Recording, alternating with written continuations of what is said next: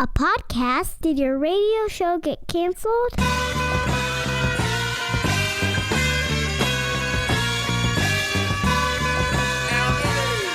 Fire. Low down and filthy, but the discipline is on point. Schooled myself, made my own dojo. A cold flow with the whole dose of soul. Maintain composure, even in fury. An anomaly, properties undiscernible. This week on the Pete the Planner Show, we answer your money questions. Why this week?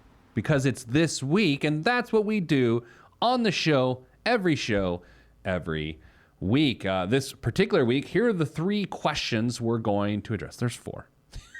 First of all, we have an email from a lady named Mary, which we'll get to in a moment. She wants to know whether to put money into a CD or to continue to pay off debt. You think you know the answer, but there's some details you need to understand. Segment number 2, the top 10 questions. How do I pick a good financial advisor? So I'm going to give you 10 questions to ask a potential financial advisor to decide whether or not you want to dance with them. Segment 3. We're going to jump into the Repeaters Facebook group. That's right. If you're already not a member of our private group on Facebook called the Repeaters, spelled R-E Peters, the Repeaters, we talk to you and we exchange and we get to share ideas and support each other on that page. So we're going to talk through some of the answers we received this week. So go to Facebook and check out the Repeaters, and we're going to talk about some great, again, submissions this week. And then finally, what's the biggest waste of money of the week? But let's get started. As you're watching at PeteThePlanner.tv, you'll notice, man, he looks extra bald this week. I know, because I shaved my head. Just shaved it. Don't even care. All right, so let's begin with how you get in touch with us. Ideally, you hire a skywriter, a qualified pilot, to write smoke in the sky, vapor, and to ask us a question. If you can't do that, then just email us, askpete@PeteThePlanner.com. AskPete@PeteThePlanner.com. Joining me, as always, on the show is producer Millennial Nicole. Hello, producer Millennial Nicole. Hello. Balder Pete. Oh. Oh. That was too soon. It's too soon. All right. This email, this first one we got is from a lady named Mary, and here it is. The question is subject is paying off debt. Hi, Pete. Huge fan. And I know this is something you hear often, but here it goes. You know, I'm going to stop the question right there. Nicole, I don't know if I hear huge fan very often. Oh, I wonder if she was talking about needing help to pay off debt.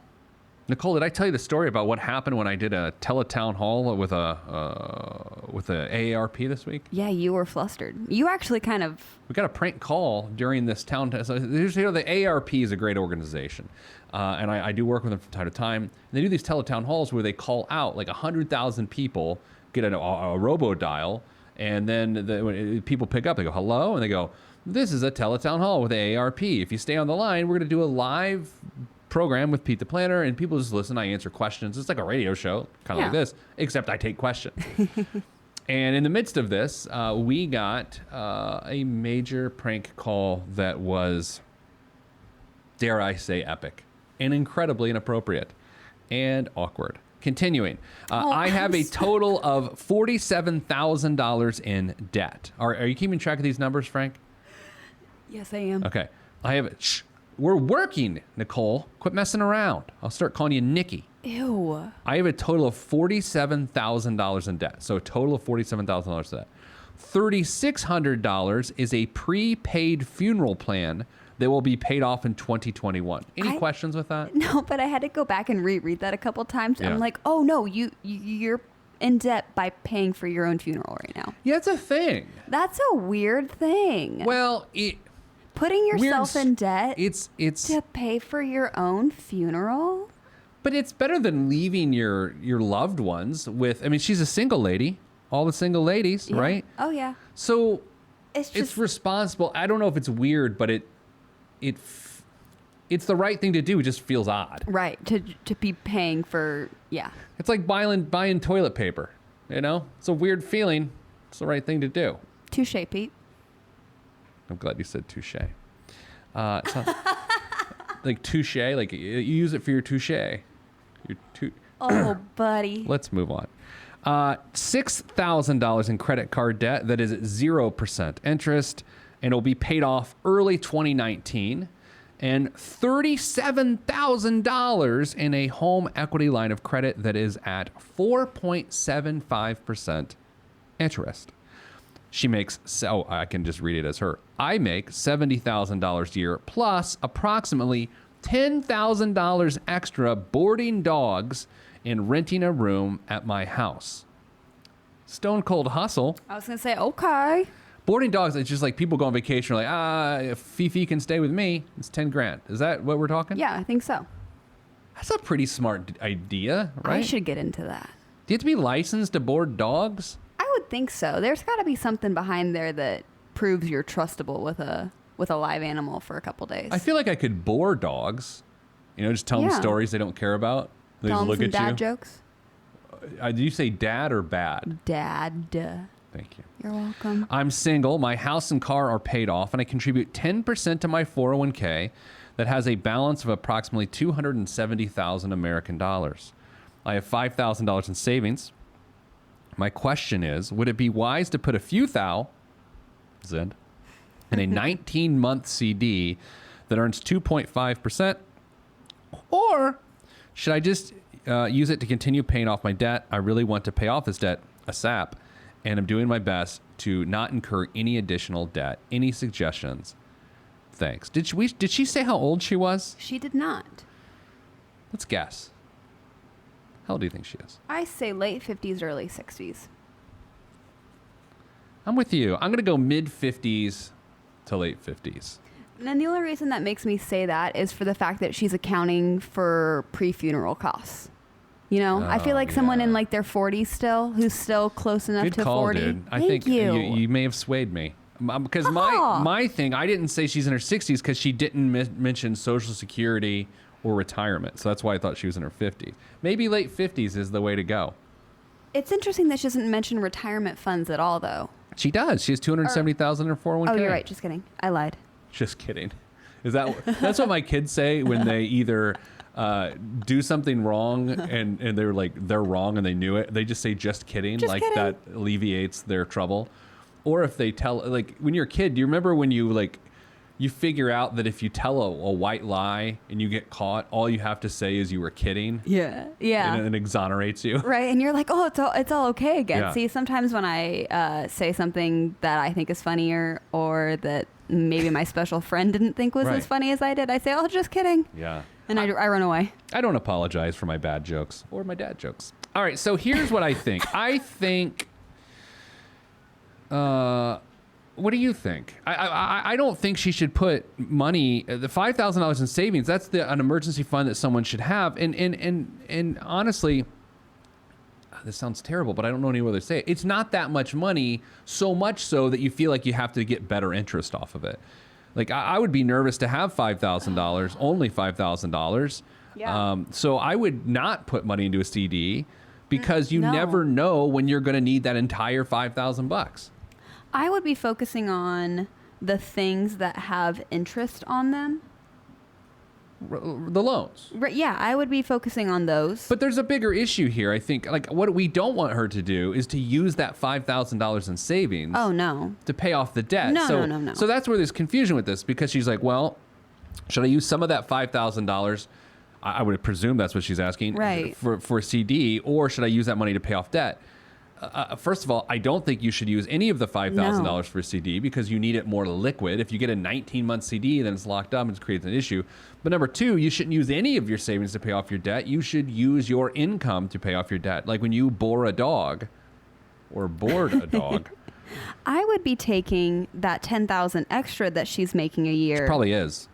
And using and trying to have that as, main allocations for paying down this debt. Here's what I like about this situation is that several things. Number one, she's a fan of the show. Yes. Number two, is this my mother? No. Number two, she has a plan to get out of debt, which I really appreciate. And with dates, like if you Yes. don't have dates, you don't have a plan. No, absolutely. Like this whole, she's got $3,600 for her prepaid funeral that's going to be paid off in 2021. Like there's a plan in action. She's just trying to make sure that she's not missing anything or that she's going about this in the right way. Here will be the best part of her financial situation. When she is out of all of this debt by, it looks like 2021, she will have freed up so much cash flow because she's paying all of this, that her life and hopefully her retirement sometime in the near future will actually get easier because she will need less money to live. Let's say she's paying $700 a month total for all of these things. When they're all paid off, that means she'll need $700 less a month to maintain her lifestyle. Right. And the fact that she's got already $270,000 in a savings account for her retirement. 401k. Or 401k for her retirement. That makes me feel better for the fact that there's money set aside so she can focus on getting rid of her debt right now. So then it's one less thing that has to be taken account Yeah, for. I mean, here's an interesting way to think of this. $270,000 in a retirement account, if you were to start taking money out of it right now, like let's say, Nicole, that you were 66 years old, whatever, and you had $270,000 in a 401k, that would give you about $1,000 a month to live on indefinitely. Yeah. Is that good? Is that bad? I don't know. I don't know. But here's the thing. It's all relative. But if she has that, let's say she's 66, she has that, she'll have Social Security. That'll roughly be $3,000 a month, which isn't terribly far off from what she's doing if she can continue to board dogs. I mean, it's not bad. If she's in her 50s and maybe that 270 gets to 400 by the time that's all said and done, then maybe it's $1,500. Not the point. Coming up after the break, we're going to talk about how to pick a financial advisor. All that is next, right here on the Pete the Planner Show. I am Pete the Planner. Stop what you're doing. Log on and hit Pete up on Twitter at Pete the Planner. Primo beat, man. Kanye let this one go. Man. Sound good to me. I never question the right of any man to voice his opinion as strongly as any can. But then again, many men are citizens of their own little world, so they ain't really fitting in. I'm in the background blending in, camouflaged by the scenery, but I'm a champion. Back on the Pete the Planner Show, little karaoke during the break. Make sure to never see that video. This segment, we are taking no more questions. I'm going to just answer a question. What's the best way to pick a financial advisor? That's the question. What is the best way to pick a financial advisor? As I've said on the show before, one of the hardest questions I'm ever asked is that question. It's a hard question to answer. You are essentially selecting someone to put all your trust and faith into to help you deal with all the money you've ever made to achieve your financial goals. That's a really big ask. It makes me nervous just talking about it. So what I have for you, I'm going to answer that question, how do you pick a good financial advisor, with 10 more questions. Right? The question is, Nicole, you get this. Nicole, the question is, how do you pick a good financial advisor? I'm going to answer that question by providing 10 questions. So I mean this. If you're going to hire a financial advisor, I want you to ask them these 10 questions.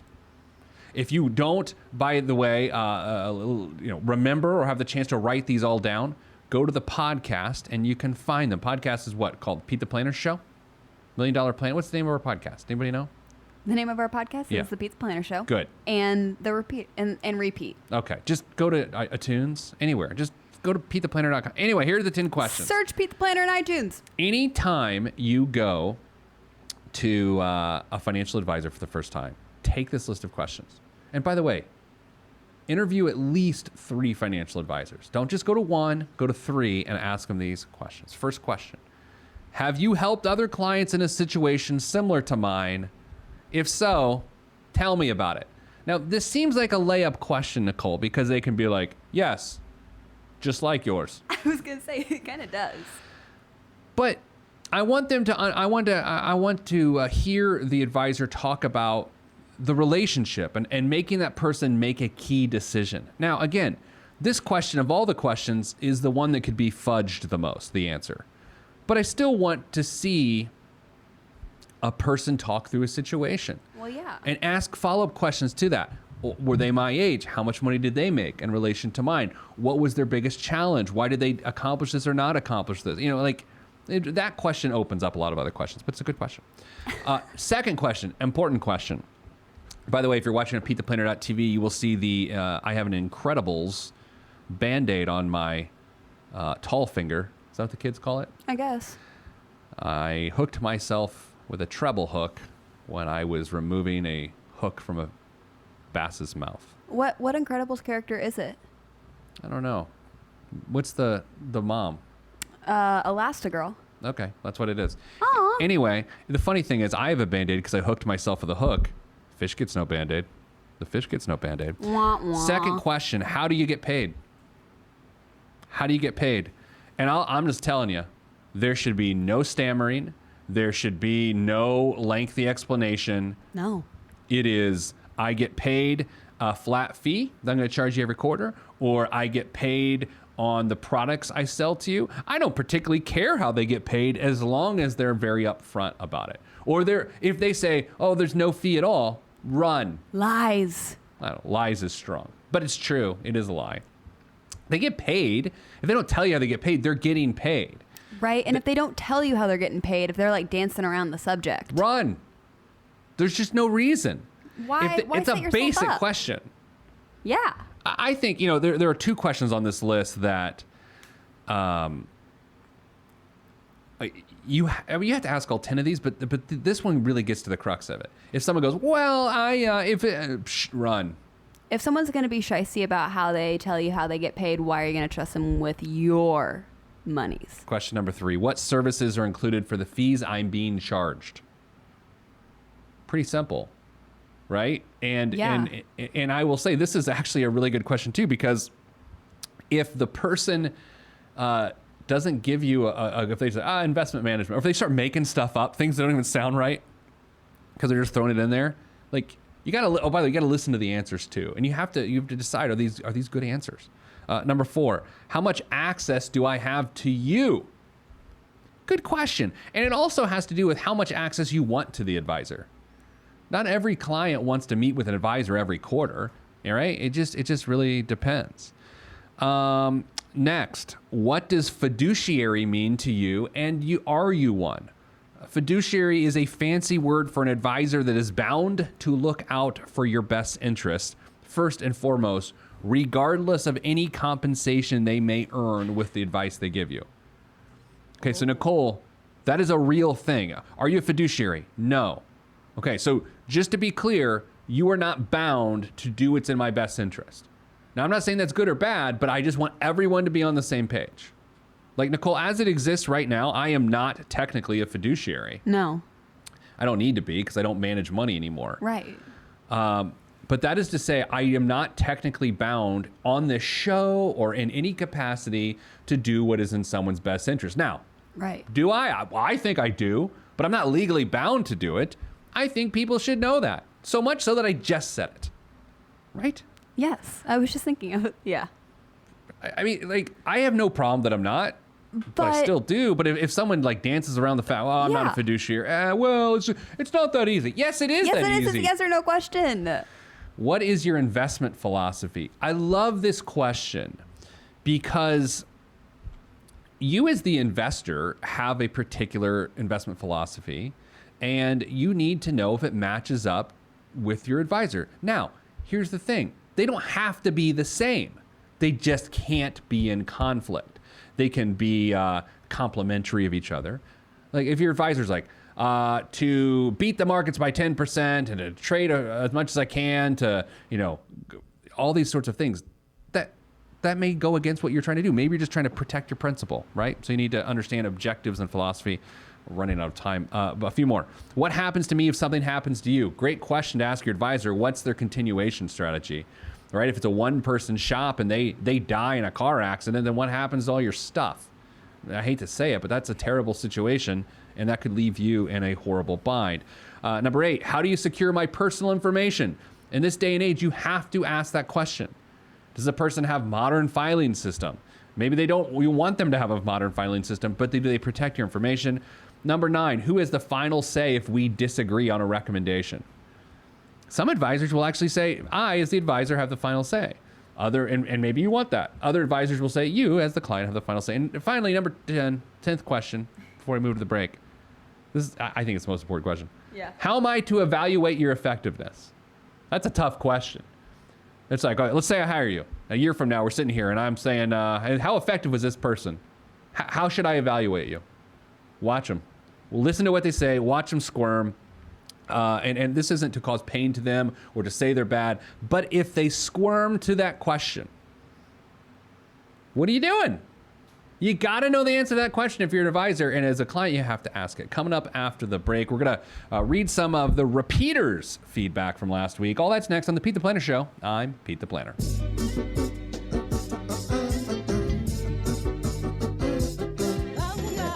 Yeah.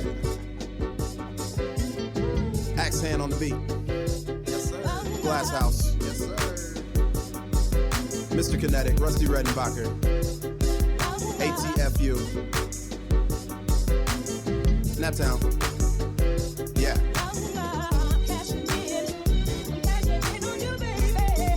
Peace to Fetty and Fredo. Helicopter choppers. Yeah, y'all ain't hip yet.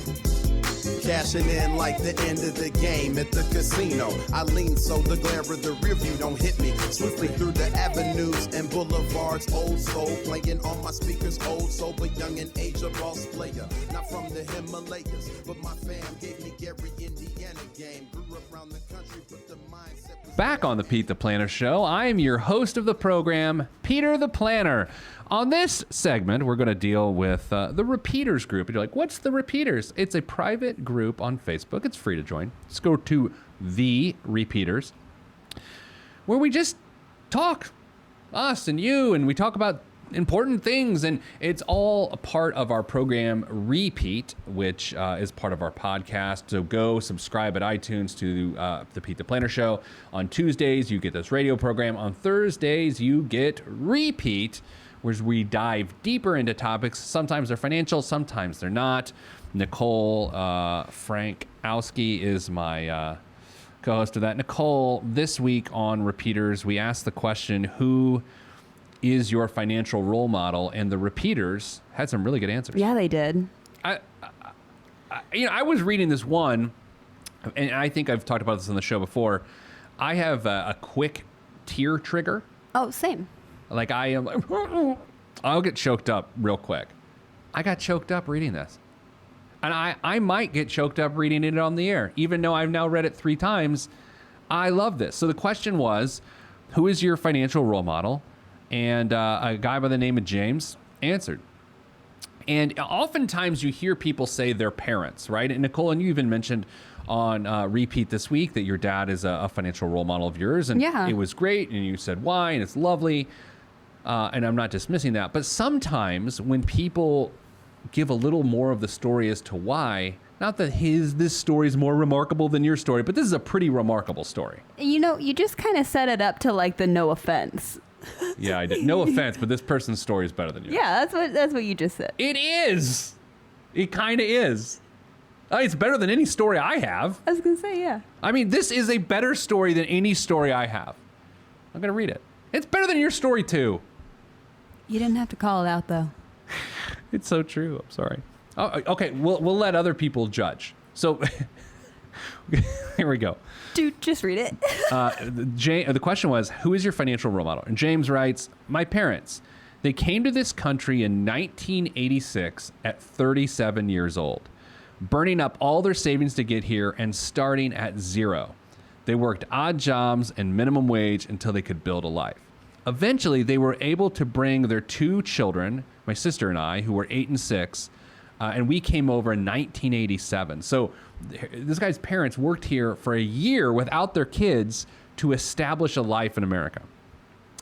And the guy goes on to say that he was left in the care of his grandparents back in India. Since then, they bought and paid off a house. This is from 1987. They bought and paid off a house, helped put 3 kids through college, supported literally hundreds of people through charity work in India and other countries, and now are retired with more than enough cash flow through pensions and Social Security to enjoy their golden years. The commenter continues, I am 37 years old now and cannot imagine starting over at zero to try to build a life for myself and my family. To face that pressure at that age with no safety net in a new and sometimes hostile country, and to overcome it when a lot of their contemporaries who grew up here are struggling to do the same is amazing to me. They never had personal finance talks with me while I was growing up, but because they were also learning along the way, Their example with spending on how to align it with values has been the most important financial lessons I've ever received. I've added a lot of other pieces to my thought process along the way, but they formed the base.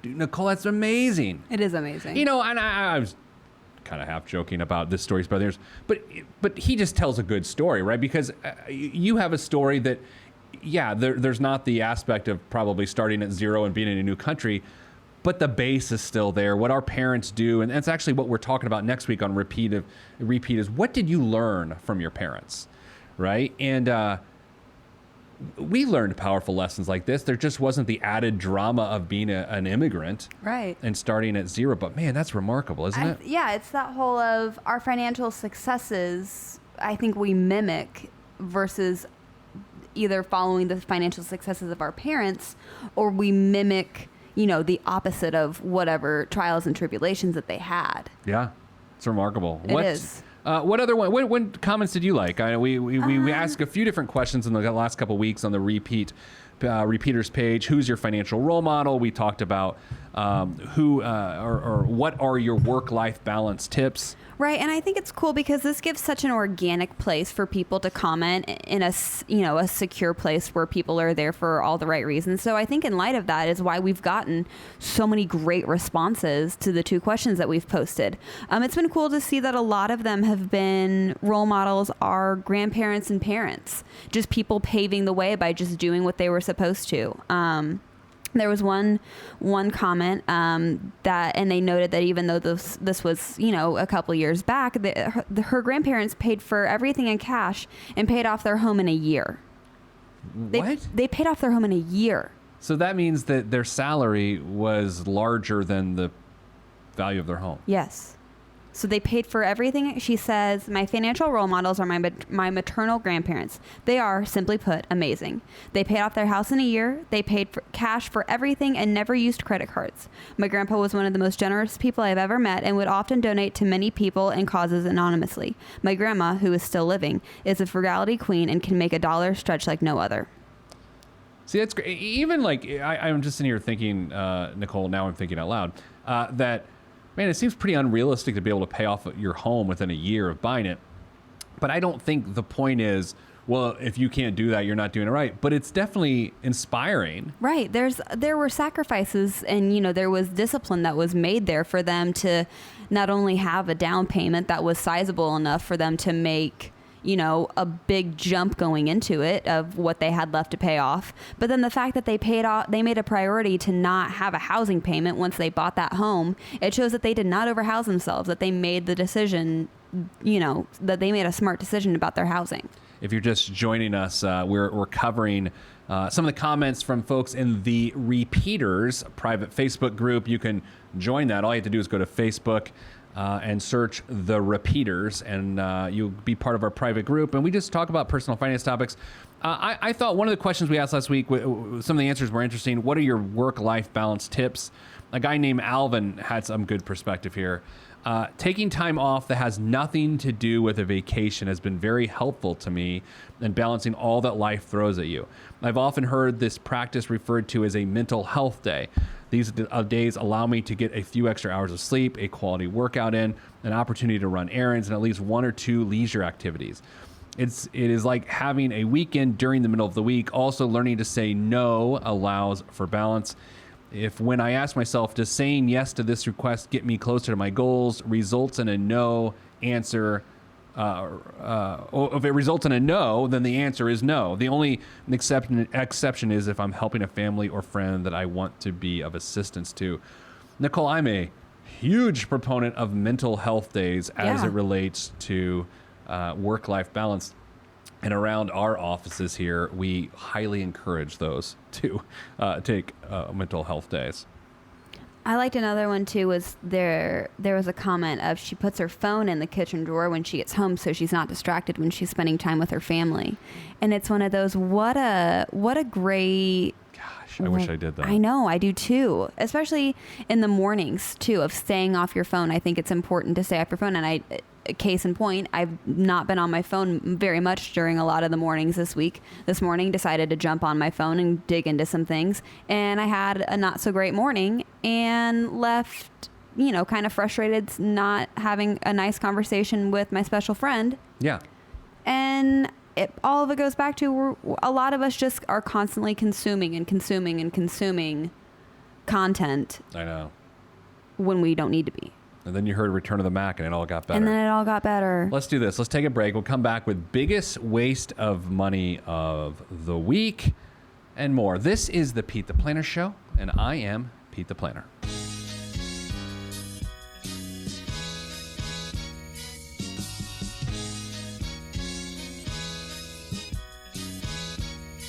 Every day living through the peace of my soul, I remain whole, even in the middle of the pain. Even though my life has the rain, I still remain sane, writing and creating for my life. And my pen is my sword given by the Lord, and I use it to fight the tides of restriction. Sometimes I'm conflicted, find myself looking at the trees too much and can't see the forest.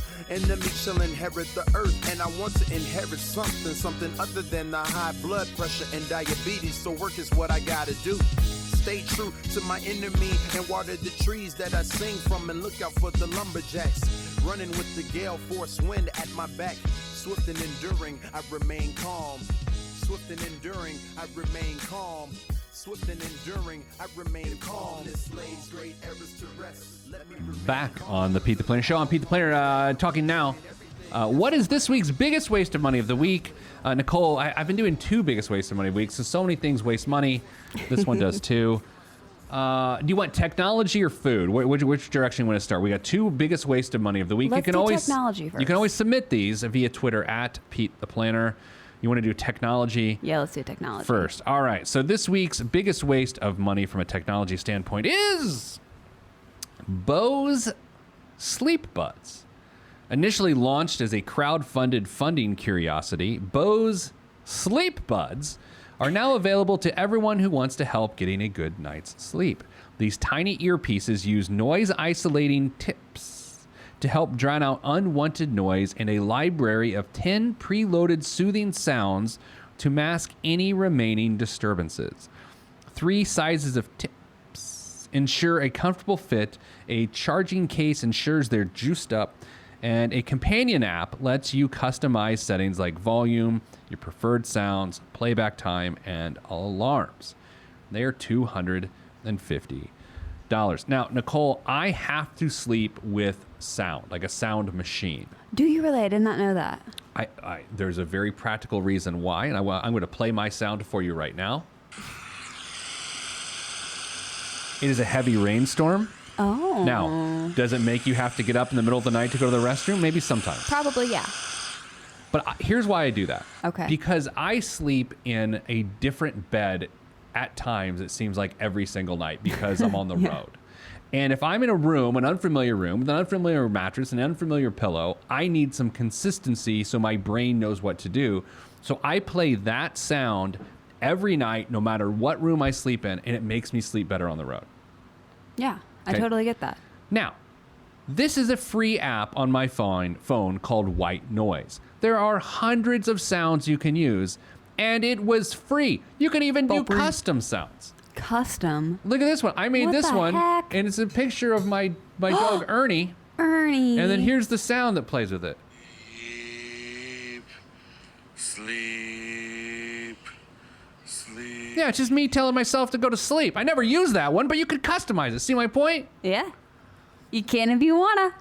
Why have $250 headphones Yeah. when no. you can just like turn on your speakerphone, plug in your iPhone or whatever, put on your speakerphone, and it's free. I don't understand. use that $250 for a real pair of headphones. Yeah, it's like, what are those headphones? Oh, these are my sleeping headphones. Well, what are Right. those headphones? Those are my awake headphones. Those are my headphones. Oh. Seems like a big waste of money of the week. Yeah, it's pretty big. You sleep with sounds? No, I don't sleep. I do. I kind of wish I did though, because there are times in our Start. house where it'll settle and I'll hear just like a creak. Yeah. And you just go down you go down the tunnel of everything it could possibly be. Oh, it's like, man, someone's sneaking around. There's some weird ones, though, on my app here. This one's a soccer match. It's like the World Cup. Who wants to sleep to the World Cup? My special friend probably. It gets disconcerting, though, when the Vuvuzela kicks in. I'm just going through the different sounds here. Oh, that one was kind of nice. Yeah, there's different ones. Some of them are dumb though. There's one I'm trying to find it here. It's people talking. Like what? It's like a crowd talking. Hold on, I gotta find it. I need that. Here it is. Hey, quiet down! I'm trying to sleep. Seriously, that's what it makes me feel like. Because the worst part about sleeping in a hotel room was when it sounds like this in the hallway. Right. Why would you do that? No, thank you. Makes no sense. Anyway, so that's this week's technology biggest waste of money of the week. Nicole, now it's time for the food biggest waste of money of the week. I like food, and we make cheap food here at the Pete the Planner World Headquarters, a little segment we like to call Pete's Eats. Available on PeteThePlanner.tv. Mm-hmm. Man, it's a good time. It is a good 4th time. of July episode's coming out on the 4th of July. Go figure. So watch Weird. that next week. It's a good time.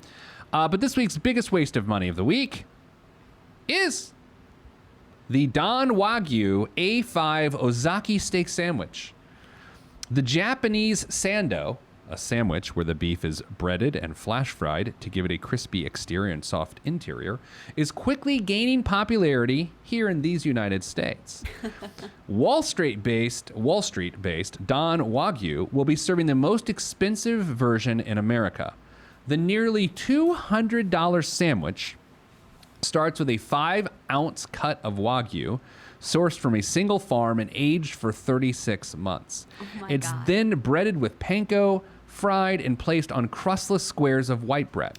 Crustless. Joined on the menu by 2 more affordable options, it's served with nori-dusted fries and house-made pickles, and it is best washed down with one of Don's available whiskeys, sakes, or beers.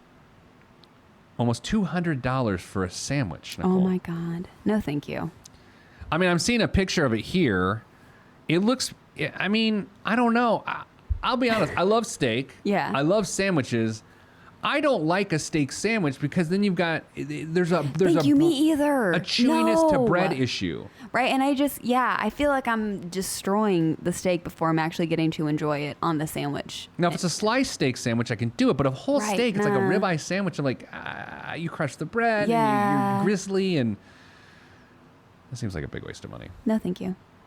I don't know. Like the whole trend now is like at nice steakhouses or whatever, they'll do like a $20 or $25 burger where they just get like a really nice piece of meat and it becomes a burger.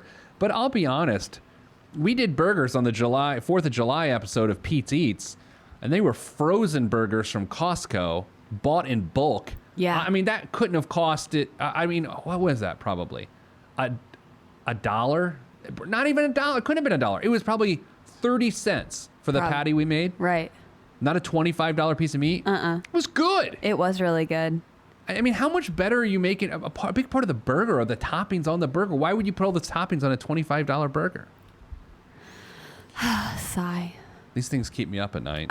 Yeah, same. Yeah. Nicole, other news in the world of finance, Amazon continues to take over everything. They bought a pharmacy this week, an online pharmacy, which now means they're going to take over the world. CVS and Walgreens stock prices plummeted this week as they realized, we just became obsolete.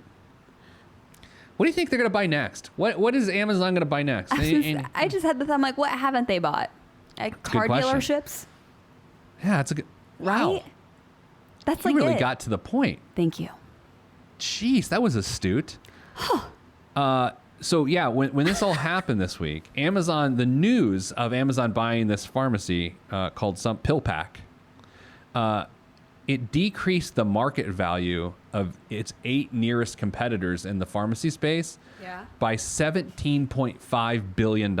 Oh my goodness. What? That's intense. I know. What the heck? But that's essentially what they tried to do when they bought Whole Foods last year, is Whole just Foods. disrupt the space.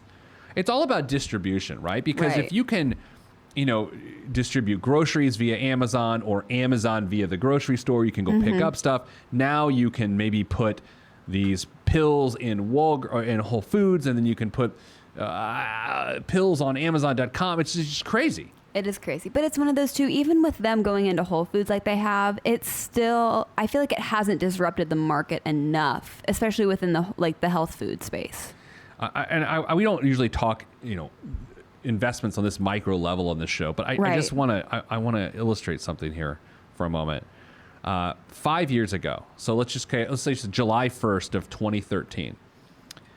The stock price for Amazon.com closed at $285 a share. Today, which is Friday the 29th of June, in midday, the current price for the exact same stock is $1,715 a share. I literally almost just spit out my coffee. Yeah. It's up from $285 to $1,700 whatever. Sheesh. That's crazy. Like, where does it stop? Right? Because that's the scary thing too. Is it's like, okay, so is it going to stop? Like, what is it capable of? Are we getting like near the ceiling of this, or are we still just seeing the beginnings of it? Well, do you want to hear something crazy? In 1997, June of 1997, when the stock IPO'd, yeah. Do you know what the price was? No. $1.54. What? $1.54. Oh my God. Yeah, that's a lot. I mean, that I know. $1.54, Nicole. I think that this is where they would say I'm shook. Yeah, and here's the crazy part. I think, I happen to have. I don't know. I guess we have to disclose things. I happen to have shares of Amazon. I bought it less than 1,000. Yeah. So I've almost doubled my money in the short amount of time that I've held it. And I'm not suggesting you do that if you're watching right now. But I can't imagine having purchased it at $1.54. Right. That's like the whole Bitcoin thing. It does feel like Bitcoin. It And does. with that, I mean, people who work there who got options or just like gifted shares or awarded shares, they're bazillionaires if they held them. My brother's doing picking for them this summer, and after he's with them long enough, he can have investment shares with them. See, well, not at $1.50. That's it this week for the Pete the Planner Show. Go to Facebook.com and find the Repeaters group, the Repeaters, like my name is spelled, and be part of that. Catch the podcast on Thursdays. The Repeat podcast, our radio show on Tuesdays. Just go to iTunes, look up Pete the Planner Show. That's all we have time for. I'm sending good vibes because good vibes are all that's in the budget. I'm Pete the Planner, and this is the Pete the Planner Show. If you want to be on this podcast and have Pete fix your money life, then hit us up at PeteThePlanner.com/podcast. You heard me. PeteThePlanner.com/podcast. Log on. This is for information purposes only. It's not the Swiss financial planning device. Consult a financial advisor. Released from Everest, the fresh is fresh, and you can call me E.T. Word to John Tesh. Let me bless this harmonic presentation. It's amazing, so amazing. I'm the reason. Salutations, I bring you love, trying greetings from a faraway land. I am the sole controller. Put the remote down and let me take control. You're now a part of my zone, so enjoy yourself. Love Tron can restore your health. I bring you greetings, salutations. How you doing? And is that how y'all say it? The tinkling of the keys is an homage to the little star. I sojourn over poetic descriptions of sound and travel to my other world. Out of this world, spaceship on my arm took me home, fueled by the ink and the megabytes and the hypertext transfer protocol, stronger than the Skynet and the Terminator. I push faders into warp speed, glide with ease, creating a breeze they call a black hole. Event horizon, no rear view concerns. This I adjourn, and beats I burn. This I adjourn, and beats I burn. Salutations, I bring you love, trying greetings from a faraway land. I am the sole controller. Put the remote down and let me take control. You're now a part of my zone, so enjoy yourself. Love Tron can restore your health. I bring you greetings, salutations. How you doing? And is that how y'all say it?